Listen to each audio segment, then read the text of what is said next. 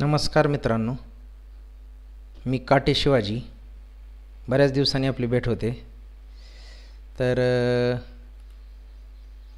नुकताच महाराष्ट्र राज्य माध्यमिक व उच्च माध्यमिक शिक्षण मंडळाने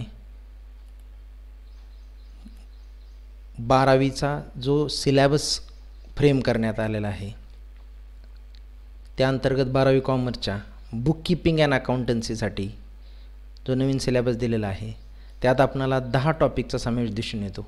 त्यातील पहिला introduction to partnership and partnership final accounts. Number 2 accounts of not for profit concerns. Number 3 reconstitution of partnership. या अंतर्गत आपणाला 3 टॉपिकचा समावेश दिसून येतो. Number 1 admission of a partner, retirement of a partner, death of a partner. चौथा topic dissolution of partnership firm, भागीदारी संस्थेचं विसर्जन, bills of exchange, company account, ज्या अंतर्गत केवळ इश्यू ऑफ शेअर्स एवढाच टॉपिक ठेवण्यात आलेला आहे, एवढेच युनिट ठेवण्यात आलेलं आहे. Analysis of financial statements. आणि 8 कॉम्प्युटर इन अकाउंटिंग. 8 म्हणजे हे 8 म्हणजे 7च आणि प्लस हे 3चा जर विचार केला तर आपल्याला साधारणतः 10 टॉपिक दिसतात. तर त्यातील पहिला introduction to partnership and partnership final account हे पहिला टॉपिक आहे. त्यातील केवळ इंट्रोडक्शन टू पार्टनरशिप एवढंच युनिट आपण पाहणार आहोत आज. 11वीला आपण फायनल अकाउंट पाहिलेलं आहे, सोल ट्रेडिंग कन्सर्नचं किंवा सोल प्रोप्रायटरी कन्सर्न, एकल व्यापारी संस्थेचं. एकल व्यापारी संस्था म्हणजे sole trading concern is the oldest form of business organisation. हा सगळ्यात जुना व्यवसाय संघटनेचा प्रकार आहे, परंतु याच्या काही मर्यादा आहेत, काही लिमिटेशन्स आहेत. त्याच्यामुळंच आपण नवीन व्यवसाय संघटनेचा प्रकार जसं की पार्टनरशिप, भागीदारी, हा आपणाला अस्तित्वात आलेला दिसतो. याचे काय लिमिटेशन्स आहेत सोल ट्रेडिंग कन्सर्नचे? तर नंबर 1 लिमिटेड कॅपिटल, मर्यादित भांडवल. भांडवल उभारणीची एक मर्यादा आहे, एक व्यक्ती किती भांडवल उभा करणार याला एक विशेष मर्यादा आहे. Number 2 limited managerial ability. व्यवसायाचं जे व्यवस्थापन करायचं तो एकटा व्यक्ती सगळीकडे पाहू शकत नाही, त्याच्या व्यवस्थापनाला मर्यादा येतात. अनलिमिटेड लायबिलिटी, त्याची दायित्व, त्याची देयता, त्याची जबाबदारी ही अमर्यादित स्वरूपाची असते. नो स्टॅबिलिटी, त्याचं आणि त्याच्या व्यवसायाचं अस्तित्व परस्पराशी निगडीत असल्याने व्यवसायाला स्थैर्य मिळत नाही. आणि ॲब्सेन्स ऑफ स्पेशलायझेशन म्हणजे विशेषीकरणाचा, तो वेगळे काही करण्याचा प्रयत्न करू शकत नाही, कारण सर्व जबाबदारी, सर्व भार त्याच्या एकट्यावरच असतो. एकटा व्यक्ती मोठ्या प्रमाणात भांडवल उभा करू शकत नाही आणि मोठ्या प्रमाणात जोखीम बी स्वीकारू शकत नसल्यामुळं एक से भले दो यानुसारच आपणाला पार्टनरशिप हा प्रकार अस्तित्वात आलेला दिसून येतो. त्यामध्ये the persons who have entered into the partnership are individually, वैयक्तिकरित्या जो भागीदारी संस्थेत सहभागी होतो त्याला पार्टनर्स असं म्हणायचं. आणि कलेक्टिवली त्यांना एकत्रितपणे ॲज अ फर्म, त्यांना फर्म म्हणून म्हणलं जातं. भागीदारी संस्थेची इंडियन पार्टनरशिप, भागीदारी प्रकाराची इंडियन पार्टनरशिप ॲक्ट 1932नुसार जी व्याख्या आहे ती व्याख्या, it is the relation between persons who have agreed to share the profits of a business carried on by all or any one of them acting for all.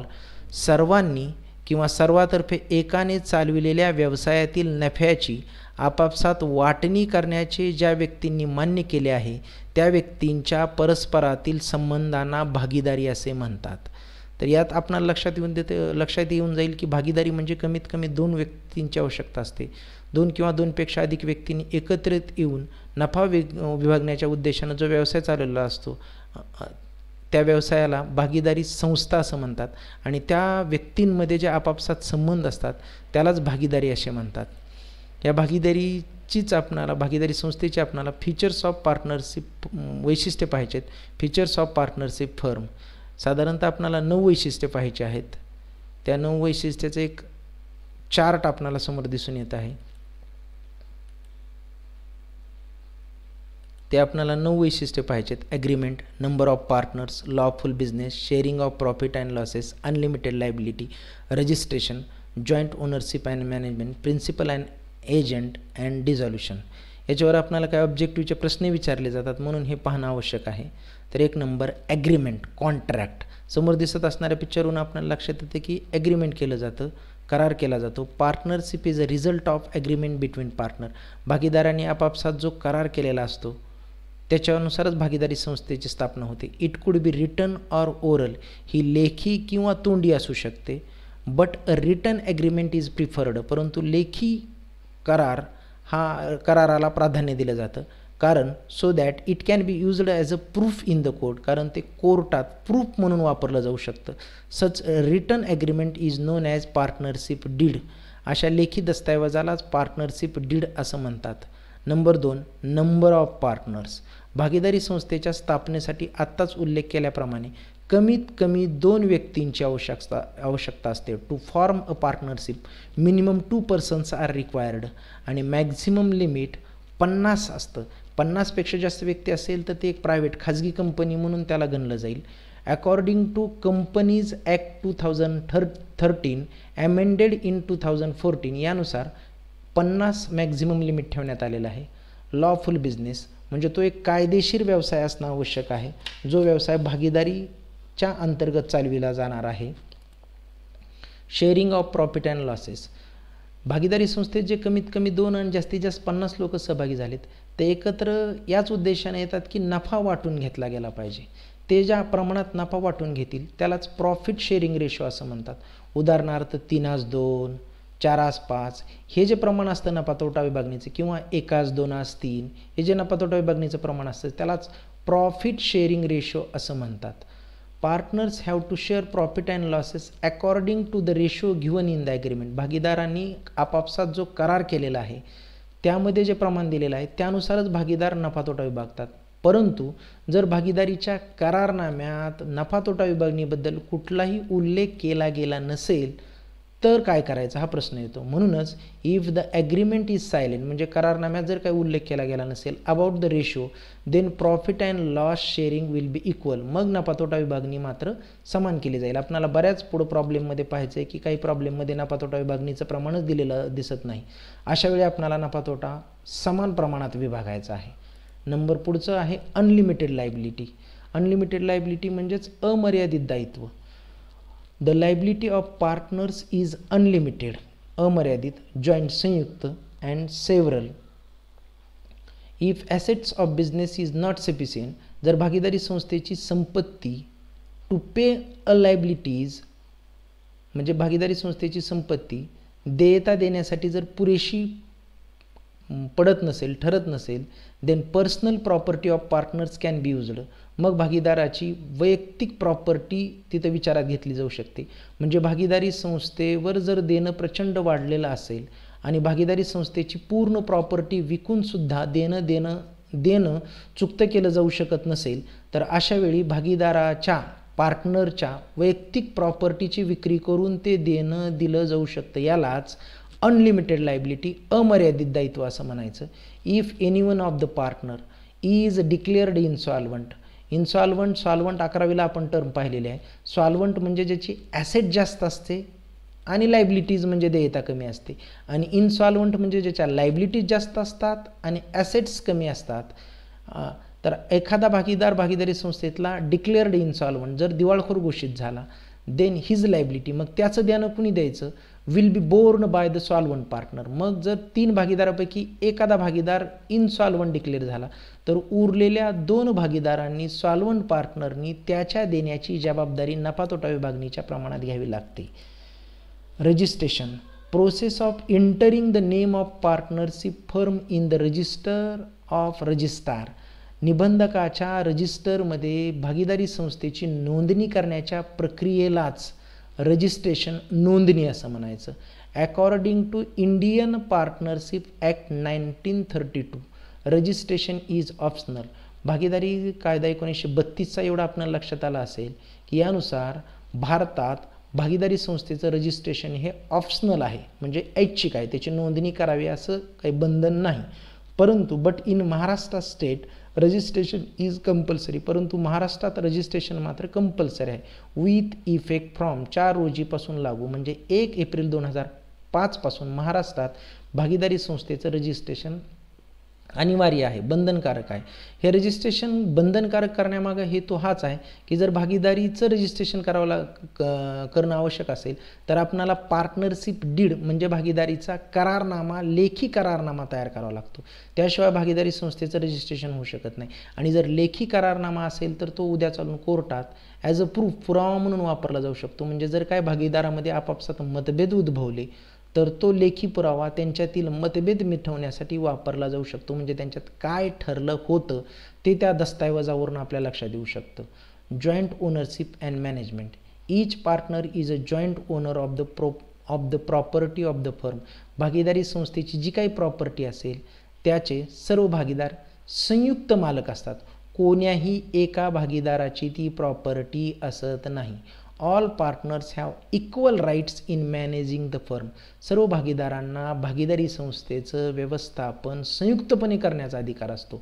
Every partner has a right to take active part in the management of the business. प्रत्येक भागीदाराला भागीदारी संस्थेच्या कामकाजात सक्रिय सहभाग घेण्याचा अधिकार आहे. Principal and agent. भागीदारामध्ये आपापसामध्ये प्रिन्सिपल अँड एजंट स्वरूपाचे संबंध असतात. जो कोणी पार्टनर असतो तो थर्ड पार्टीसाठी, बाहेरच्या व्यक्तीसाठी प्रिन्सिपल म्हणजे मालक असतो, तर तो इतर पार्टनरसाठी, इतर भागीदारासाठी ॲज अ एजंट असतो. म्हणजे भागीदारामध्ये आपापसात प्रिन्सिपल अँड एजंट स्वरूपाचे संबंध असतात. डिझॉल्युशन म्हणजे भागीदारी संस्थेचं विसर्जन, भागीदारी संस्था संपुष्टात आणणं. जर भागीदारांमध्ये मतभेद असतील किंवा विचार जुळत नसतील किंवा उद्दिष्ट पूर्ण झालं असेल तर भागीदारी संस्थेचं विसर्जन केलं जाऊ शकतं. A partnership firm can be dissolved. भागीदारी संस्थेचं विसर्जन केलं जाऊ शकतं through agreement between the partners. करार करून ते विसर्जन केलं जाऊ शकतं किंवा करारात नमूद केलेल्या अटीनुसार त्याचं विसर्जन केलं जाऊ शकतं. If a partner wants to close the firm. जर तो एखादा भागीदार भागीदारी संस्थेत बंद करू इच्छित असेल then he can dissolve the firm by giving 14 days notice. तो इतर भागीदारांना 14 दिवसाची नोटीस देऊन भागीदारी संस्थेचं विसर्जन करू शकतो. The firm can be dissolved. संस्थेचं आणखी कुठल्या प्रकारे विसर्जन केलं जाऊ शकतं. जर एखादा भागीदार डाईज म्हणजे मृत्यू पावला असेल, रिटायर होत असेल किंवा इनसॉल्वंट दिवाळखोर घोषित झाला असेल. पुढे आपल्याला ॲडमिशन रिटायरमेंट डे त्या टॉपिकमध्ये पाहायचं आहे की जर एखादा भागीदार रिटायर होत असेल, मृत्यू पावला असेल किंवा दिवाळखोर घोषित झाला असेल तर आपल्याला भागीदारी संस्थेचं 1932च्या कायद्यानुसार विसर्जन करणं अनिवार्य असतं. परंतु जर इतर भागीदारांनी संस्था पुढे कंटिन्यू करायचं ठरवलं तर ते कंटिन्यू करू शकतात. आता या 9 वैशिष्ट्यानंतर आपल्याला पार्टनरशिप डीड पाहायचे. पार्टनरशिप समोर दिसणाऱ्या बॉन्डवरून तुमच्या लक्षात येत असेल की जर भागीदारी स्थापन करत असताना भागीदारांनी आपापसात ज्या काय अटी व शर्ती, टर्म्स अँड कंडिशन ठरवायच्यात. म्हणजे नफा तोटा कसा विभागला जाईल, भागीदारी संस्थेचं व्यवस्थापन कोणी करायचं, भागीदारांना पगार दिला जाईल का नाही, या ज्या अटी असतात त्या लिखित स्वरूपात नमूद करून जो दस्तऐवज, जे डॉक्युमेंट तयार केलं जातं त्यालाच पार्टनरशिप डीड असं म्हणतात. The document containing the partnership agreement among the partner is called a partnership deed. भागीदारी करार लिखित स्वरूपातच असावा अशी काही सक्ती नाही. काही वेळा भागीदारामध्ये वाद निर्माण झाल्यास लिखित भागीदारी करारांचा सर्व भागीदारांना उपयोग होतो. भागीदारीतील करार हा फार महत्त्वाचा दस्तऐवज आहे कारण लेखी करार आहे हा एक लेखी करार आहे ज्यामध्ये भागीदारी संबंधी सर्व शर्ती व अटी, टर्म्स अँड कंडिशन असतात. त्यामुळे संस्थेचे अंतर्गत व्यवस्थापन, इंटरनल मॅनेजमेंट सुरळीत चालते. म्हणूनच याला आर्टिकल ऑफ पार्टनरशिप असेही म्हणतात. भागीदारी करारामध्ये भागीदारांचे अधिकार, राईट्स, कर्तव्य, रिस्पॉन्सिबिलिटीज व दायित्व, लायबिलिटीज यांचा समावेश असतो. भविष्यात जर भागीदारामध्ये काही वाद निर्माण झाल्यास ते सोडविण्यात पार्टनरशिप डीड जर लिखित स्वरूपात असेल तर मदत होते. Contents of partnership deed. भागीदारीच्या करारनाम्यात नेमकं काय काय नमूद करण्यात आलेलं असू शकतं ते आपल्याला पाहायचं आहे. तर त्याच्यामध्ये आपल्याला name and address of the firm and it's main business. भागीदारी संस्थेचं नाव आणि त्याचा पत्ता आणि त्यांचा नेमका व्यवसाय काय. Name and address of all partner, सर्व भागीदारांचं नाव व पत्ता. And duration of the partnership म्हणजे भागीदारी संस्था नेमकं किती दिवस चालवणार आहे त्याचं ड्युरेशन, टर्म, पिरियड आपण नमूद करू शकतो. Capital contribution of all the partners. प्रत्येक भागीदार किती भागीदारी संस्थेमध्ये किती भांडवल आणणार आहे किंवा किती भांडवलाचं योगदान देणार आहे ते याच्या अंतर्गत नमूद केलेलं असतं. Ratio in which profit and losses are to be shared, ज्या प्रमाणात ते नफा तोटा विभागणार आहेत ते इथं नमूद केलेलं असतं, ज्याला आपण प्रॉफिट शेअरिंग रेशो असं म्हणतो. आत्ताच उल्लेख केल्याप्रमाणे सर प्रत्येक भागीदाराचे राईट्स म्हणजे अधिकार, ड्युटीज कर्तव्य अँड लायबिलिटीज म्हणजे देयता भागीदारीच्या करारनाम्यात नमूद केलेले असतात, पार्टनरशिप डीडमध्ये नमूद केलेले असतात. प्रोव्हिजन्स रिलेटेड टू ॲडमिशन, जर नवीन एखाद्या भागीदाराला प्रवेश द्यायचा असेल, एखादा भागीदार रिटायर निवृत्त होत असेल किंवा एखादा भागीदार मृत्यू पावला असेल तर याच्या बाबतीत काय प्रोव्हिजन्स काय तरतुदी ठेवायच्या.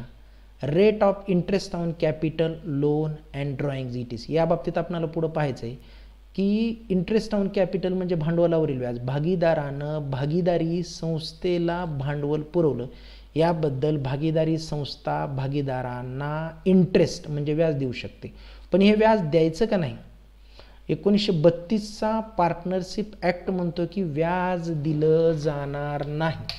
परंतु जर भागीदारांनी पार्टनरशिप डीडमध्ये व्याज देण्याची तरतूद केली असेल तर कॅपिटलवर, लोनवर, ड्रॉइंगवर व्याज दिलं किंवा आकारलं जाऊ शकतं. यासोबतच भागीदारांना सॅलरीज म्हणजे पगार द्यायचा का नाही, 8 नंबर तरतूद, पगार द्यायची का नाही, कमिशन द्यायचं का नाही, तर 1932चा पार्टनरशिप ॲक्ट कायदा म्हणतो की भागीदारांना पगार दिला जाणार नाही. परंतु जर सर्व भागीदारांनी पार्टनरशिप डीडमध्ये लिखित दस्तऐवजामध्ये भागीदाराला पगार दिला जाईल असे जर नमूद केलं असेल तर बिलकुल भागीदारांना म्हणजे जो ॲक्टिव्ह पार्टनर असेल, जो भागीदारी संस्थेचं कामकाज सक्रियपणे पाहत असेल त्याला बिलकुल ते पगार देऊ शकतात, कमिशन देऊ शकतात नफ्यावर आधारित. Settlement of accounts on dissolution of the firm, जर भागीदारी संस्थेचं दुर्दैवाने विसर्जन करण्याची वेळ आली तर नेमकं अकाउंटचं सेटलमेंट कसं केलं जाईल ते भागीदारीच्या करारनाम्यात नमूद केलं जाईल. Method of settlement of disputes among the partner, जर भागीदारामध्ये काय डिस्प्यूट म्हणजे वाद निर्माण झाला तर त्यावेळेस तो वाद कसा मिटवला जाईल याच्या बाबतीत सुद्धा एक प्रोसिजर किंवा एक मेथड पार्टनरशिप डीडमध्ये नमूद केलेले असू शकते. Any other matter relating to the conduct of the business, इतर कुठल्या काही तरतुदी व्यवसाय संचालनाच्या बाबतीतल्या तर त्या पार्टनरशिप डीडमध्ये नमूद केलेल्या असतात. Provision of the Indian partnership act 1932, Indian partnership act भागीदारीचा कायदा इंग्रजांनी भारतात आपला राज्यकारभार सुरळीत चालवण्याच्या उद्देशानं अनेक कायदे केले. त्यानुसारच भारत स्वतंत्र होण्याच्या पूर्वीच 1932 साली इंग्रजांनी इंडियन पार्टनरशिप ॲक्ट अंमलात आणलेला होता. त्यातल्या काही तरतुदीमध्ये अमेंडमेंट्स बदल केलेले आहेत, पण बऱ्याच तरतुदी आजसुद्धा त्याच कायद्यानुसार वापरल्या जातात किंवा लागू केल्या जातात किंवा आहेत, अस्तित्वात आहेत. At the time of formations of partnership firm, भागीदारी संस्थेच्या स्थापनेच्या वेळी अ डॉक्युमेंट इज प्रिपेअर्ड, एक कागदपत्र किंवा एक दस्तऐवज तयार केला जातो, called as partnership deed, and all terms, अटी अँड कंडिशन, शर्ती are mentioned into the deed. या अटी व शर्ती, टर्म्स अँड कंडिशन या डीडमध्ये, पार्टनरशिप डीडमध्ये मेन्शनड म्हणजे नमूद केलेले असतात. But if the partnership deed is silent, परंतु जर काही मुद्द्यांच्या बाबतीत पार्टनरशिप डीड सायलेंट असेल म्हणजे पार्टनरशिप डीडमध्ये काही मुद्द्यांचा उल्लेख केला गेला नसेल तर त्या मुद्द्यावर कसं काम करायचं, म्हणून त्या बाबतीत मात्र आपणाला 1932च्या कायद्याचा आधार घ्यावा लागतो. अशा काही आपण महत्त्वाच्या 6 मुद्द्याबाबतीत इंडियन पार्टनरशिप ॲक्ट 1932चा काय म्हणतो ते पाहणार आहोत आपण. तर त्यामध्ये डिस्ट्रीब्युशन ऑफ प्रॉफिट, नफा तोटा विभागणी कशी केली जाईल. समजा 5 भागीदार आहेत तर त्यांच्यामध्ये 1, 2, 3, 4, 5, 1:2, 2:2, 3:2, 4:2, 5 या प्रमाणात समजा नफा तोटा विभागणी केली जाऊ शकते जर भागीदारांनी पार्टनरशिप डीडमध्ये तशी तरतूद केली असेल.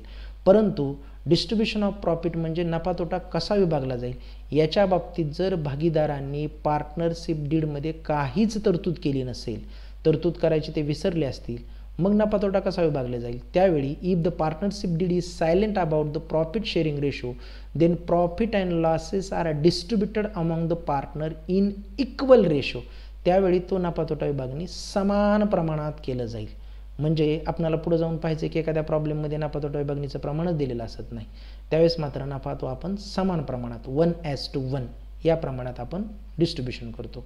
नंबर 2चं इंटरेस्ट ऑन ड्रॉइंग, भागीदारानं भागीदारी संस्थेतून केलेल्या उचलीला जर त्यानं वैयक्तिक वापरासाठी काही रक्कम किंवा काही माल नेला असेल तर ती उचल केली असेल तर त्या उचलीवर व्याज आकारायचं का नाही. तर 1932चा कायदा म्हणतो की if the partnership deed is silent, जर भागीदारीच्या करारनाम्यात काहीच तरतूद इंटरेस्ट ऑन ड्रॉइंगबद्दल केली नसेल, then interest on drawing is not charged, मग व्याज आकारलं जाणार नाही.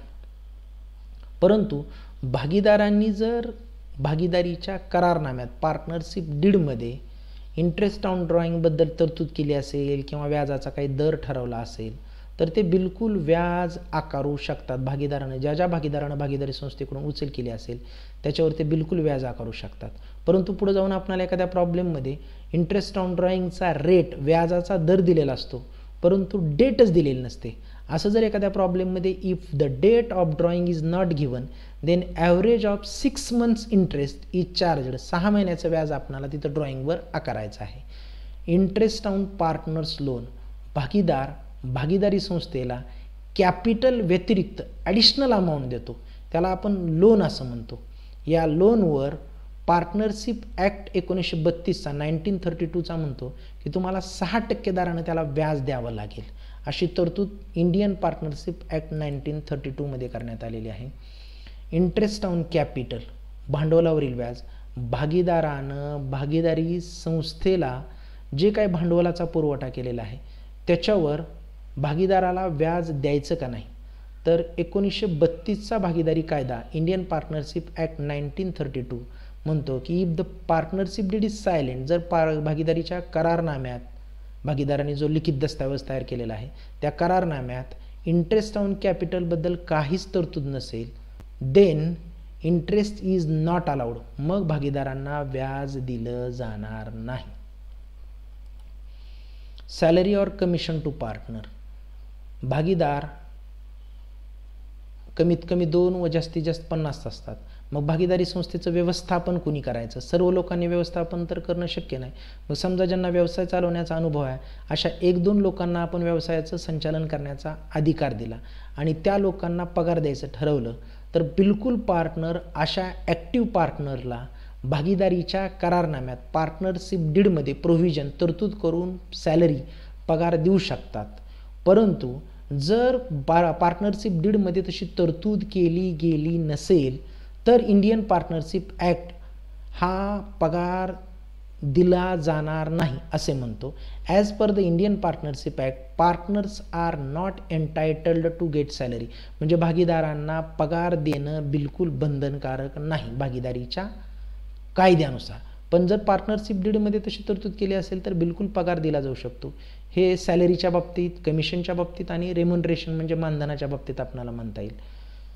तशी तरतूद केली गेली असेल तर पगार दिला जाऊ शकतो. Admission of a new partner, नवीन भागीदाराला प्रवेश देण्याबाबतीत काय तरतुदी आहेत 1932च्या कायद्यात, तर आपणाला पुढे याचा एक सेपरेट टॉपिकच अभ्यासायचा आहे. As per the provisions of the Indian partnership act 1932 no outside persons can be admitted into the firm as a partner, बाहेरील त्रयस्थ व्यक्ती भागीदारी संस्थेमध्ये without the consent of other partner, इतर भागीदारांच्या संमतीशिवाय बाहेरील त्रयस्थ व्यक्ती भागीदारी संस्थेत ॲज अ पार्टनर म्हणून प्रवेश दिला जाऊ शकत नाही.